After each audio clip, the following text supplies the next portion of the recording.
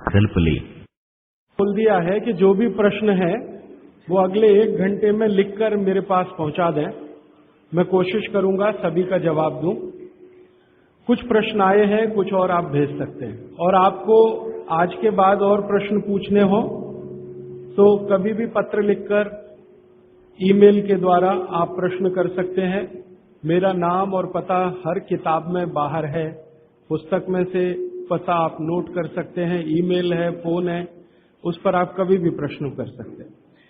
और चूंकि एक प्रश्न आ गया है, वहां मैं पहले बता दूं क्योंकि वो थोड़ा विषय से हटकर है। किसी ने पूछा है कि क्या आप इलाज भी करते हैं? हां, करता हूं, लेकिन बिना फीस के इलाज भी करता हूं। आप कभी इलाज की दृष्टि से भी पूछना चाहें प्रश्न तो कर सकते हैं।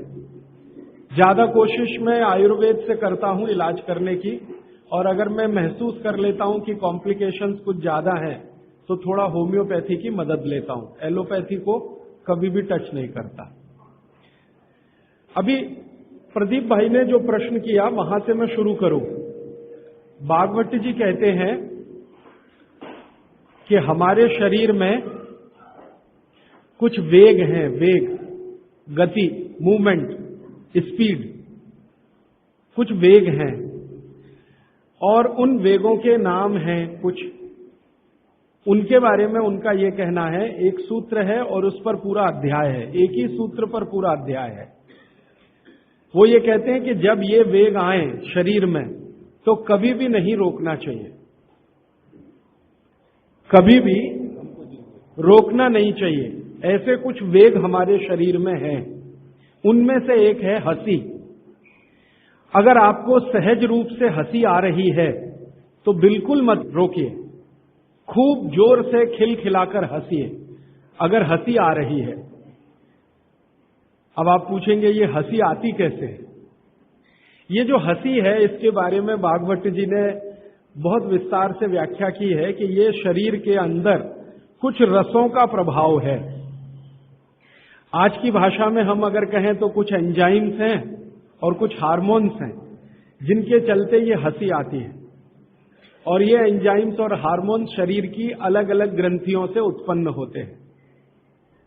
जैसे हमारे शरीर में ये मस्तिष्क में एक पीनियल ग्लैंड है, उसमें से जो रस उत्पन्न होता है, मैं रस ही शब्द इस्तेमाल करूंगा, हार्मोन्स और एंजाइम्स में कंफ्यूजन हो जाता है। तो पीनियल ग्लैंड में जो रस उत्पन्न होता है ये बहुत मदद करता है हंसने में। आप बोलेंगे जी हंसते समय ही ये पैदा होता है। हां, लेकिन इसके बारे में भागवत जी ये कहते हैं कि पहले ये रस पैदा होगा, बाद में हंसी आएगी। ये रस कहां से पैदा होता है?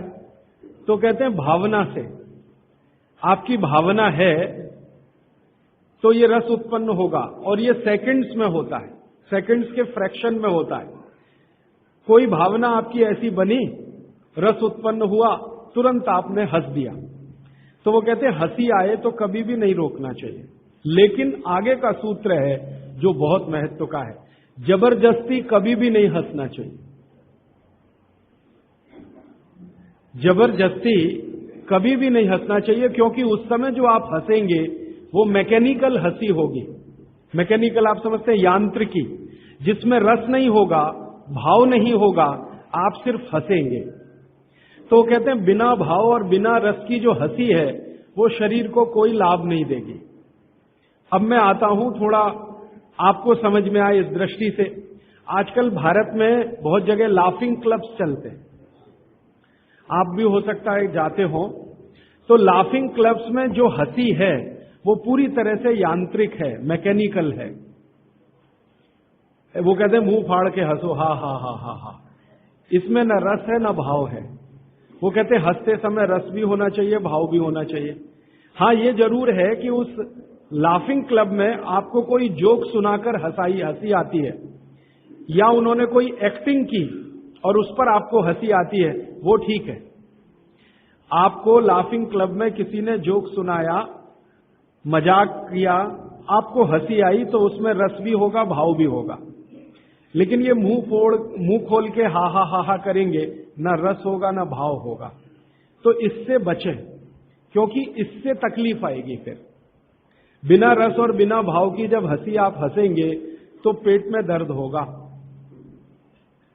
और पेट में दर्द होगा तो वो कोई तकलीफ की स्थिति भी बना सकता है। जैसे कई बार आपने सुना है हमारी नस पे नस चढ़ गई, बिना भाव और बिना रस की हंसी में पेट की नस पे नस चढ़ सकती है, और वो चढ़ गई तो डॉक्टर उतार नहीं पाता उसको, फिर कहेगा जी ऑपरेशन करा लो, कॉम्प्लिकेट हो गई है। तो बिना रस और बिना भाव की हंसी कभी भी ना हंसें, लेकिन रस और भाव के साथ हंसी आ रही है तो बिल्कुल ना रोकें, जरूर हंसें। बात आपको स्पष्ट हुई? आपको स्वाभाविक रूप से कोई दृश्य देखकर, कोई बात सुनकर, किसी की क्रिया देखकर हंसी आ रही है तो रोकना मत, खूब हंसना उसको। और बिना भाव, बिना रस, बिना क्रिया के कोई हंसी करने की कोशिश कभी आप करना मत। वो कहते हैं कि सम में रहिए, मध्य मार्गी बनिए। हमेशा हर जगह वो कह रहे हैं मध्य मार्गी रहिए, ना इस एक्सट्रीम पे जाइए ना उस एक्सट्रीम पे जाइए। क्यों? तो वो कहते हैं कि भारत एक ऐसी भूमि है जो मध्य मार्गियों की ही है। भारत एक ऐसी भूमि है जो मध्य मार्गियों की ही है। आप ना इस एक्सट्रीम पे जा सकते हैं ना उधर। अगर इसको आज की भाषा में कहूं, ना ज्यादा लेफ्ट जाइए ना ज्यादा राइट रहिए, सेंटर में रहिए, बीच में रहिए। और कृष्ण भगवान गीता में बार बार यही कह रहे हैं, ना ज्यादा भोगी बनो ना ज्यादा त्यागी बनो, मध्य मार्गी रहो। तो भारत में कृष्ण ने कहा और बागभट्ट ने कहा, या कभी श्री राम कहते हैं लक्ष्मण को, ये सब भारत के तासीर और मौसम के हिसाब से कहा है। आप जो है अगर यूरोप में है और अमेरिका में है तो आइदर लेफ्ट और आइदर राइट जाने के लिए छूट है, भारत में नहीं। तो इसलिए हंसी के मामले में, भोजन के मामले में, क्रियाओं के मामले में, किसी भी मामले में ना तो लेफ्ट जाइए बहुत, ना तो राइट जाइए, बीच में रहिए। तो हंसी के बारे में भी उनका यही है कि यांत्रिक हंसी माने एकदम एक्सट्रीम लेफ्ट कभी भी मत करिए, और हंसी को रोकिए भी मत, वो एक्सट्रीम राइट, बीच में रहिए। आई तो हंस लिए, ये तो हमेशा नियम के रूप में है, और यही नियम आगे भी है। वो कहते हैं हंसी को रोकिए मत, ये एक वेग है, कभी भी मत रोकिए। इसी तरह से दूसरा एक वेग है छींक, कभी मत रोकिए इसको, लेकिन जबरदस्ती छींकने की भी कोशिश मत करिए। छींक आए तो रोकिए मत, जबरदस्ती छींकने की कोशिश मत करिए। जबरदस्ती कोशिश अगर करेंगे तो उन्होंने एक सूची दिया है बागभट्ट जी ने कि 13-14 रोग आएंगे आपको अगर जबरदस्ती छींक लेंगे तो। इसलिए छींक आ रही है, सहज रूप से छींकिए, रोकिए मत उसको। ये एक वेग है, इसको रोकेंगे तो 23-24 रोग होंगे।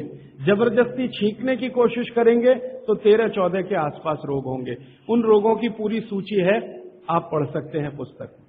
इसी तरह से एक वेग है प्यास। प्यास एक बहुत बड़ा वेग है। भागवत जी कहते हैं कि जब प्यास लग रही है पानी जरूर पीजिए, रोकिए मत प्यास को।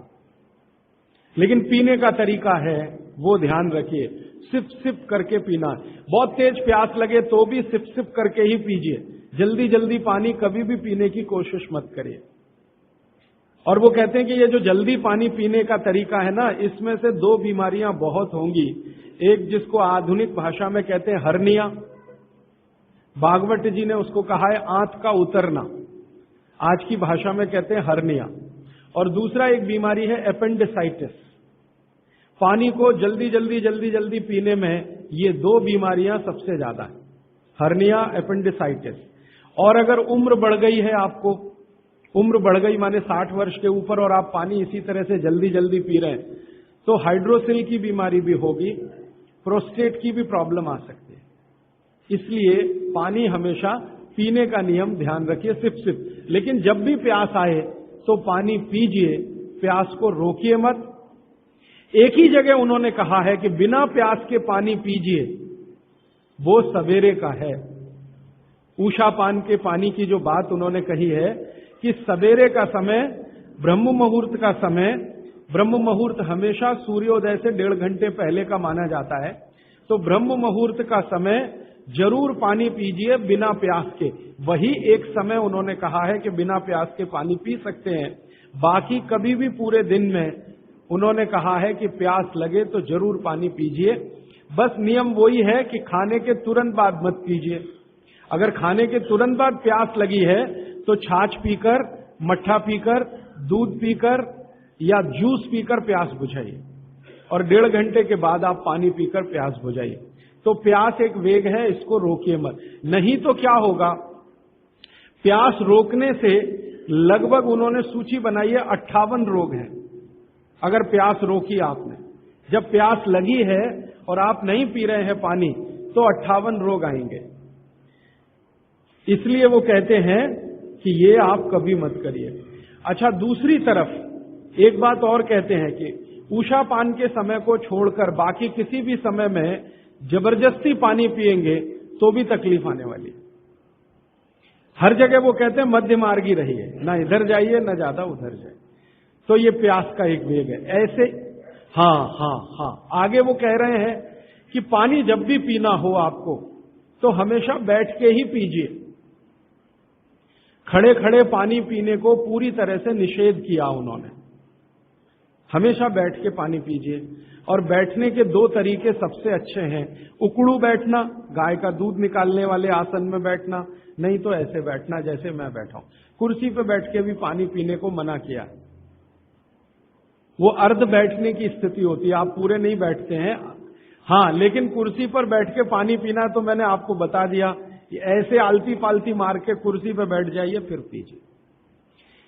आगे का एक वो वेग को रोकने के लिए वो कहते हैं बहुत ही खतरनाक वेग है, जिसको आपने रोका तो बहुत तकलीफ आएगी। अब उसमें आप बहुत सारे तर्क और सवाल कर सकते हैं। भूख,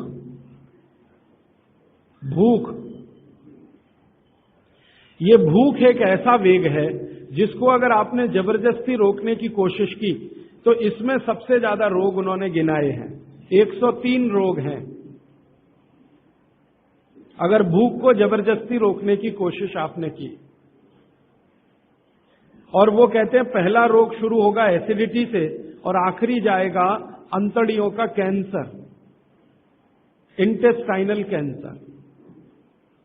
इसलिए कहते हैं भूख को जबरदस्ती मत रोकिए। अब तुरंत आपके मन में सवाल आएगा, जी हम तो उपवास करते हैं तो उन्होंने कहा है एक सूत्र में कि उपवास शरीर के शुद्धि की क्रिया है। और वो आगे कहते हैं कि शरीर शुद्धि होती है तो मन और चित्त दोनों की भी शुद्धि होती है उसके साथ। तो उपवास एक क्रिया है जो शरीर शुद्धि, मन और चित्त तीनों की शुद्धि के लिए है, लेकिन उसके लिए नियम है। वो ये कहते हैं कि जब आपके शरीर में आपको ऐसा लगने लगे कि अतिरिक्त कुछ हो रहा है, अतिरिक्त से मतलब मैं समझाता हूं, आप खाना खा रहे हैं और आपको ऐसा लग रहा है कि जितनी जरूरत है उतना खा रहे हैं, और कभी ऐसा लगने लगे कि जरूरत से ज्यादा खा लिया है, हमको तुरंत महसूस हो जाएगा, ये शरीर तुरंत बता देगा कि आज तो कुछ ज्यादा ही खा लिया। तो कहते हैं कि जब स्थिति ऐसी हो, वो किसी भी कारण से हो, आपको किसी चीज का स्वाद बहुत पसंद आ गया, या किसी ने बहुत आग्रह पूर्वक आपको खिला दिया, या आप कुछ इस स्थिति में थे, मूड आपका ऐसा था, ध्यान ही नहीं रहा, बातें करते करते या खाना खा रहे हैं ज्यादा चला गया, ऐसी किसी भी स्थिति में जब अतिरिक्त है तब आप उपवास के बारे में जरूर तय करिए, माने आप उपवास करिए। अब उन्होंने उपवास के नियम बताए, बहुत लंबा अध्याय है वो, उसमें से 2-3 महत्व के नियम बता देता हूं। पहला नियम यह है कि कभी भी उपवास अगर करना है तो सप्ताह में माने 7 दिन होते हैं, उसमें 1 दिन का तो ठीक है, 1 दिन का उपवास बहुत अच्छा है। 7 दिन अगर आपने लगातार सुबह दोपहर शाम 3 बार भोजन किया है तो कहते हैं 1 दिन का उपवास बहुत अच्छा है, जरूर कर सकते हैं। लेकिन उस उपवास वाले दिन नियमित रूप से समय समय पर बीच बीच में पानी पीते रहिए। बिना पानी का उपवास अच्छा नहीं है, पानी पीते रहिए बीच बीच में। क्यों पीते रहे? वो कहते हैं कि आप भले उपवास करो, लेकिन शरीर के पेट में जो अम्ल बनने की क्रिया है वो तो रुकने वाली नहीं है। वो तो तभी रुकती है जब आप मर जाते हैं। ये तो सतत अम्ल को रिलीज करता ही रहता है। और पेट में जो अम्ल है वो ना हाइड्रोक्लोरिक एसिड है। खराब अम्लों में उसकी गिनती मानी जाती है। हाइड्रोक्लोरिक एसिड ही पेट में ज्यादा है, तो ये तो रिलीज होता ही रहेगा। अब ये रिलीज होता है खाने को पचाने में मदद करने के लिए। खाना आप खाएंगे नहीं, लेकिन इसका रिलीज होना रुकेगा नहीं, क्योंकि शरीर आपके कंट्रोल में नहीं है, वो प्रकृति और भगवान के कंट्रोल में है। तो वो कहते हैं कि थोड़ा पानी पीते रहें, तो ये जो HCl है ये डाइल्यूट होके पेशाब के रास्ते निकलता रहे तो हानि नहीं पहुंचाएगा। और अगर आपने पानी नहीं पिया उपवास में, तो ये हाइड्रोक्लोरिक एसिड आपकी अंतड़ियों को जला डालेगा, आंतों को जला डालेगा। तब आप कोई गंभीर बीमारी के शिकार होंगे, और तब आप शायद परेशान हो जाएं और आपकी बीमारी ठीक भी ना होने पाए। क्योंकि भागवती जी कहते हैं कि शरीर के किसी भी अंग का कोई परमानेंट डैमेज हो गया तो उसका रिपेयरिंग नहीं होता। एक बार डैमेज हुआ परमानेंट तो रिपेयरिंग नहीं होता। तो फिर आपको क्या होगा? अल्सर होगा, पेप्टिक अल्सर होगा, घाव बन जाएगा आंतों में, और फिर वो इतनी खराब स्थिति में लेके जाएगा कि डॉक्टर कहेगा आंतें काट के निकालो। तो ये मत करिए। वो ये कहते हैं उपवास करना हो तो 7 दिन 3 समय का भोजन किया है, 7 दिन माने 6 दिन, तो 7वें दिन आप एक दिन उपवास करिए, लेकिन थोड़ा थोड़ा पानी पी पी के उपवास करिए। मतलब ये है, दूसरे शब्दों में मैं कहूं, निर्जला उपवास मत करिए। अब हमारे यहां कई जगह मैंने देखा, दुर्गा माता का समय आएगा तो हम सब बहुत बार 7 दिन निर्जला उपवास करते हैं, 7 दिन लगातार। वो तकलीफ देगा आपको। आप करते हैं भक्ति भाव से, बहुत अच्छा है, लेकिन वो तकलीफ दे दे आपको शारीरिक रूप से, वो ठीक नहीं है। भागवत जी ने एक बहुत सुंदर सूत्र लिखा है। उन्होंने ये लिखा है कि जो शाकाहारी खाना खाने वाले लोग हैं, शाकाहारी, आप सब ज्यादातर उसी श्रेणी के हैं, इनके लिए उपवास अच्छा नहीं है ज्यादा लंबा। लेकिन जो मांसाहारी खाना खाते हैं उनको लंबे उपवास करने ही चाहिए। मांसाहारी खाना खाते हैं उनको लंबे उपवास करने ही चाहिए। तो शाकाहारी खाना खाते हैं उनको ज्यादा लंबे उपवास अच्छे नहीं है। अब ये उन्होंने लिख दिया, मैंने इसको फिर ऑब्जर्व करना शुरू किया। प्रकृति में 2 तरह के जानवर हैं, आप जानते हैं। कुछ हैं जो मांस ही खाएंगे, हिंसा करके ही अपना पेट भरेंगे, और कुछ हैं जो शाकाहारी हैं। गाय जैसे है, बकरी जैसे है, भैंस है, बैल है, चिड़िया है, ये सब शाकाहारी जीवों में गिनती होती है।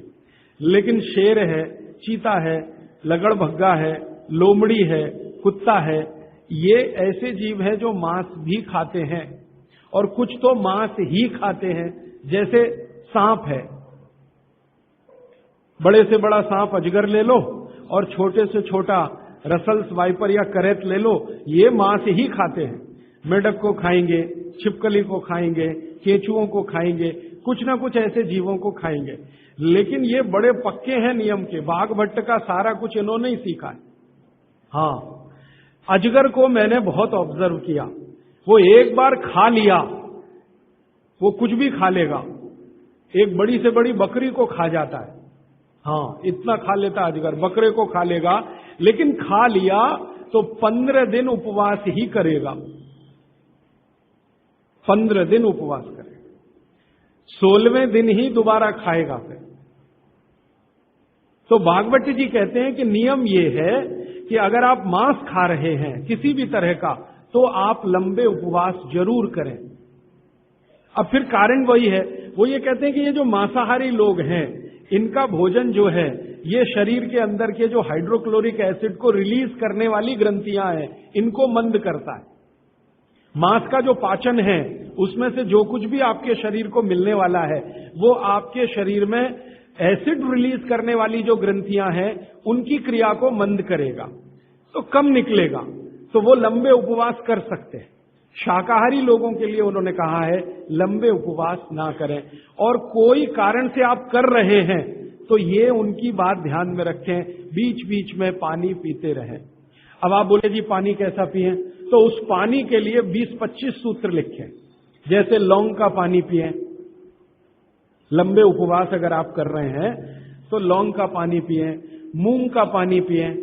मूंग की दाल आप समझते हैं, उसका पानी बनाना आप सब जानते हैं। मूंग की दाल का पानी पिएं, पानी में घी डाल के पिएं। ये भागवत जी ने ही लिखा और किसी ने नहीं लिखा। दूध में घी डाल के पिएं, ये तो चरक ने भी कहा है, सुश्रुत ने भी कहा है, पाराशर ने कहा है, निघंटू ने कहा है, 20 लोगों ने। पानी में घी डाल के पिएं, ये भागवत जी का ही है। वो कहते हैं लंबे उपवास कर रहे हैं तो पानी में घी डाल के, घी माने गाय का घी, भैंस के घी का कहीं भी उन्होंने जिक्र नहीं किया। एक ही जगह किया है, जो पहलवान है, कुश्ती लड़ रहे हैं, वो भैंस का घी खाएं, बाकी लोगों के लिए भैंस का घी नहीं है, गाय का घी। तो पानी में घी डाल के पिए। पक्का पानी पिए। पक्का पानी आप सब समझते हैं, उबाल के पानी बनाया हुआ। पक्का पानी बनाते समय आप जानते हैं थोड़ा चूना भी डाला जाता है, तो चूने का पानी पिए। ऐसे कर करके 23-24 सूत्र उन्होंने लिखे हैं। वो लंबे उपवास करने वालों के लिए हैं। माने आप में से जैन धर्म का पालन करने वाले लोग लंबे लंबे उपवास करते हैं तो उनके लिए है। लेकिन एक जगह भागवत जी कह रहे हैं कि उपवास करने का सबसे अच्छा तरीका एक है, अगर करना ही है तो आप लोग करते हैं, बियासना करते हैं, एक दिन खाना एक दिन उपवास। वो कहते, इसको क्या कहते हैं, एक दिन खाना एक दिन उपवास? वर्षितम। यस, माफ करिएगा, गलत शब्द बोल दिया। एक दिन खाना एक दिन उपवास, एक दिन खाना एक दिन उपवास, एक दिन खाना एक दिन उपवास, इसको भागवत जी सबसे अच्छा मानते हैं। लगातार 6 दिन खाना और एक दिन उपवास, वो कहते हैं ठीक है, मजबूरी का काम है, आप कर लीजिए। लेकिन अगर आपको दिल से उपवास में उतरना ही है तो ये बेहतर है, एक दिन खाना एक दिन तो वो कहते हैं कि थोड़े दिन में शरीर इसका आदी हो जाता है और फिर आपके शरीर में एसिड निकलने की क्रिया उसी के हिसाब से होती है। थोड़े दिन में, पहले कुछ दिन तकलीफ आएगी, लेकिन थोड़े दिन में आदी हो जाएगा। और शायद इसलिए जैन दर्शन में या जैन समाज में वर्षी तप करने वालों का बहुत महत्व है, बड़ा सम्मान किया जाता है। बहुत गाजे बाजे के साथ उनको मंच पर बिठा के मालाएं डाल के, वो शायद इसलिए है कि वो बहुत वैज्ञानिक काम कुछ कर रहे हैं। तो वो भूख के बारे में कह रहे हैं कि भूख का वेग ज्यादा रोकना नहीं। अगर आप मेहनत और मजदूरी कर रहे हैं तब तो कभी मत रोकना। भागवत जी कहते हैं कि जो खेत में काम करने वाले मजदूर हैं या किसान हैं, उनके लिए उपवास नहीं है, उनके लिए उपवास नहीं है। जो सड़क पे गाड़ी खींच रहे हैं, ठेला खींच रहे हैं, उनके लिए उपवास नहीं है। उपवास उनके लिए है जिनको शरीर श्रम ज्यादा नहीं करना, उनके लिए। माने आपके लिए, मेरे लिए ज्यादा उपवास बात है, मेहनत करने वालों को ज्यादा उपवास नहीं। उनको तो जब भूख लगे तभी खाना खाने के लिए बोला है। लेकिन वो कहते हैं कि खाने का समय तय कर लें तो भूख भी उसी के हिसाब से लगती है। सुबह का समय वो बोलते हैं सबसे अच्छा, दोपहर का उससे थोड़ा कम अच्छा, और शाम का सबसे कम अच्छा। माने सुबह का नाश्ता या भोजन जैसा हो, दोपहर का लंच जो है नाश्ते जैसा हो, और रात का खाना तो बिल्कुल या कम से कम, शाम का खाना कम से कम हो। वो मैं पहले दिन आपको दूसरे दिन बता चुका। और एक वेग के बारे में उन्होंने कहा है जिसको रोकने की कोशिश कभी ना करें, जम्हाई आना। जम्हाई समझते?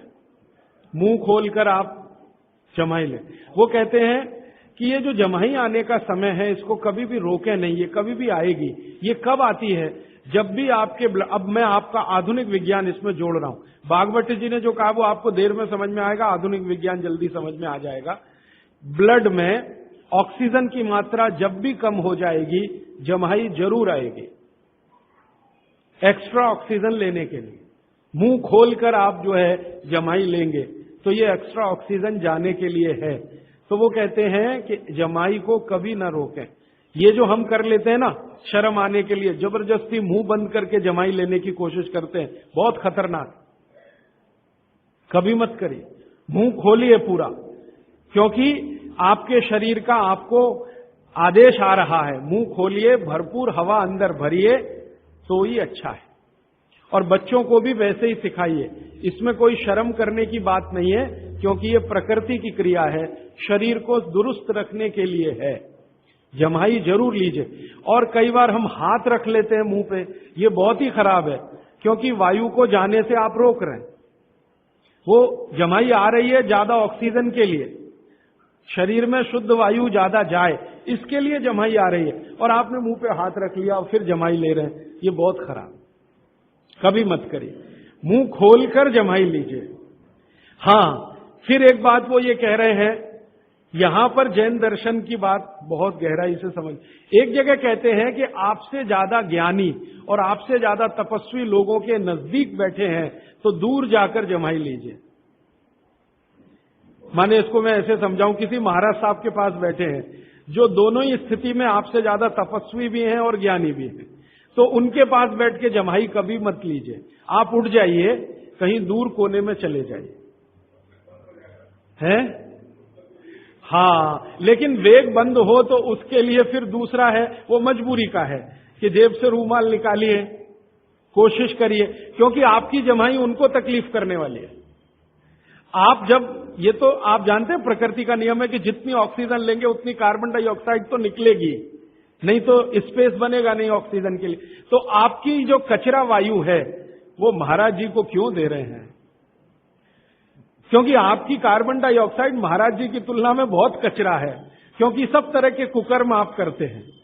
तपस्या आपके जीवन में है नहीं ज्यादा, संयम आपके जीवन में है नहीं ज्यादा, और लोभ, लालच, मद, मोह, काम, क्रोध सब कुछ आप में भरा हुआ है, और उनका जीवन बिल्कुल इन सब कषायों से परे है। तो उनके सामने जो आप कार्बन डाइऑक्साइड निकालेंगे वो उनको तकलीफ कर दे। इसलिए वो कहते हैं कि अपने से ज्ञानी और तपस्वी लोगों के पास जब भी आप बैठे हों तो जमाई ना लें, दूर जाके लें। और कुछ मजबूरी हो जाए तो ये मैं जोड़ रहा हूं, भागवत जी ने नहीं कहा कि आप मुंह पे रूमाल तो कम से कम रख लें, हाथ रख के जमाई महाराज जी के सामने ही लें, ऐसा कहो। बाकी जीवन में लेने की आपको जरूरत नहीं। अब एक और वेग है जिसको कभी ना रोके, नहीं तो बहुत तकलीफ आएगी, मूत्र का वेग। मूत्र वेग कभी भी रोकने की कोशिश ना करें। जब भी आपको ऐसा लग रहा है कि मूत्र आना ही चाहिए या शरीर सिग्नल दे रहा, तुरंत उस वेग को निकालिए। और मैं अब आपको आधुनिक विज्ञान कहता हूं, पहले भागवत जी की बात करें। वो कहते हैं कि ये मूत्र वेग को कभी भी रोकेंगे तो रक्त के सारे विकार आपके शरीर में आएंगे, रक्त के सारे विकार आपके शरीर में आएंगे। अब मैंने ये एक एक्सपेरिमेंट मेरे ऊपर कभी किया था कि मैं मूत्र का वेग रोकूं फिर देखूं क्या होता है।